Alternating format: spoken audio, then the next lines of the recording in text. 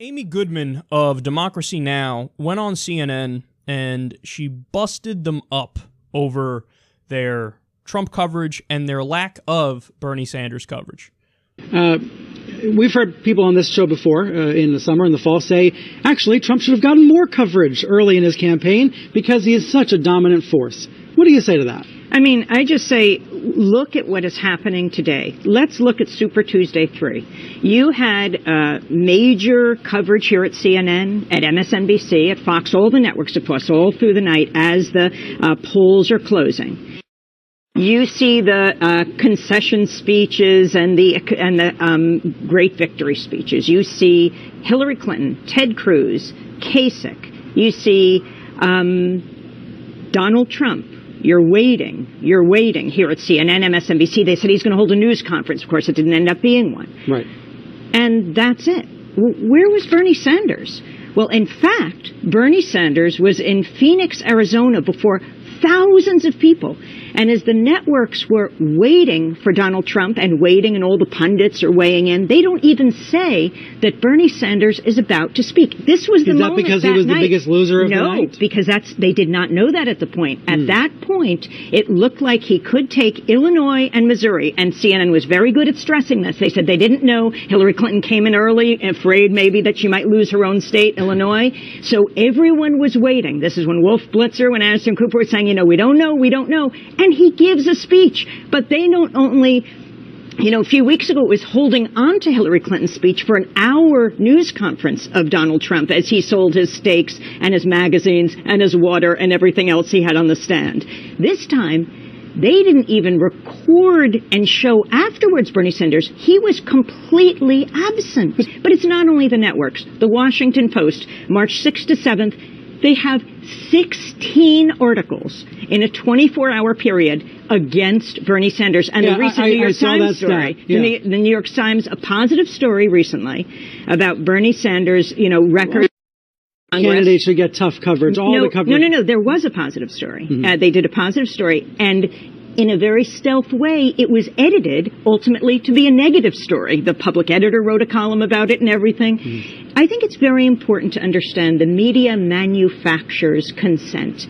And in this case, they're this is as Noam Chomsky says, manufactures consent. We right now, this is the anniversary of the Iraq War. Right, the 13th anniversary. Right, it's the 13th anniversary. What is the consent that's being manufactured? I think this exposure for Trump is very frightening. Yes, there is now some critical coverage, but for the year 2015, as the snowball rolled and it got larger and larger, he got 23 times the coverage of Bernie Sanders. Here's the thing about the Trump coverage. It's not like the mainstream media wants Trump to win. It's just that he's a ratings bonanza for them, which means that they make a lot more money, so oftentimes they cover him to the exclusion of other candidates, which they shouldn't do if they actually give a shit about journalistic integrity and their jobs. But Trump's coverage is either neutral, oftentimes, or if it's not neutral, what they do is they get mad and they do outrage over all the wrong things. So they'll cover his naughty language and the fact that he almost said pussy and that he said motherfucker and that he mocked Mitt Romney and that he's slamming the other Republicans. They'll cover that and be, oh, he used bad language. He has breached official decorum. We are now mad at you. And people at home watch that and they go, oh, come on, we're adults, man. This isn't Cartoon Network. If the guy wants to use, a big boy word, let him. It's not a big deal. So when they're angry, they're angry about shit like that, which people look at and they go, stop it, you're so silly. And then when it's not stuff like that, the coverage is neutral. And it'll be like, well, Donald Trump called for killing civilians in the Middle East, but hey, this is a position that perhaps is not the most outrageous position. We're not going to tell you it's against international law, even though it is against international law. We're not going to tell you this is terrorism, even though it's quite literally terrorism. He is in favor of, he has a hawkish foreign policy in this respect, and Hillary Clinton and Bernie Sanders say that that's not the right way to go. There's both sides. Now let's move along to the next thing. So either it's neutral coverage in areas where it should not be neutral, where they make everything debatable, Open question, hey, are you in favor of torture? Because this is just a matter of opinion at this point. It's not like one is illegal and under U.S. law, international law, the Constitution, and the Magna fucking Carta, and the other position is not.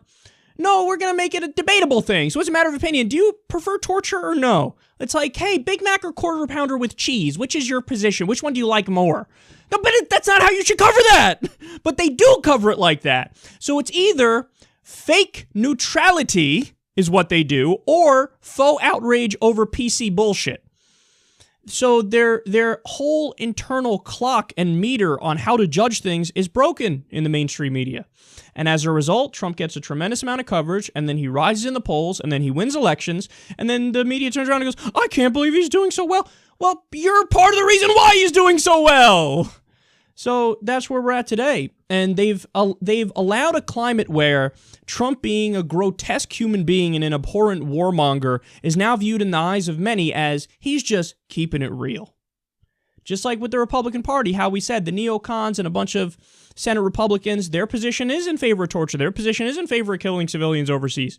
But they never just come out and say it. They would talk in coded language and imply that that's what we should do, but say, oh my God, but it's so horrible if it happens, but hey, we should kind of do that. Well, Trump comes along and drops the pretense, stops the bullshit, and just says it. And then the media, since they're so broken, they're like, I guess that's one of the positions, right? That's the right-wing position. The left-wing position is we shouldn't do that. That's the thing that's not debatable. That's where you should have your outrage, but they can't do it. They can't muster the outrage in the right spots.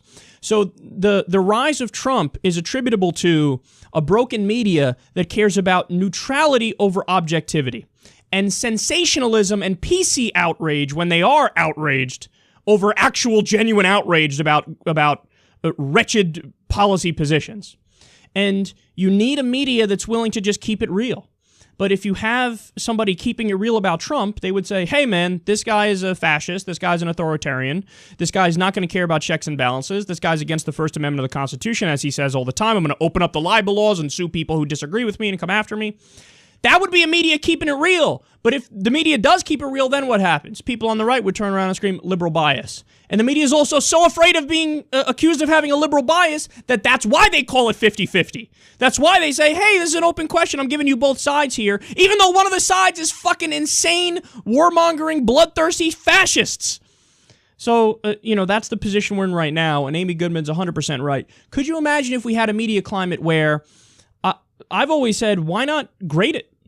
Where if you had like a counter over everybody's head, like when you watch a hockey game and it has the score at the top of the screen, why not have a score over the top of the heads of the political commentators and politicians where when they make a comment, if it's true, you get a point in the true box. If it's false, you get a point in the false box.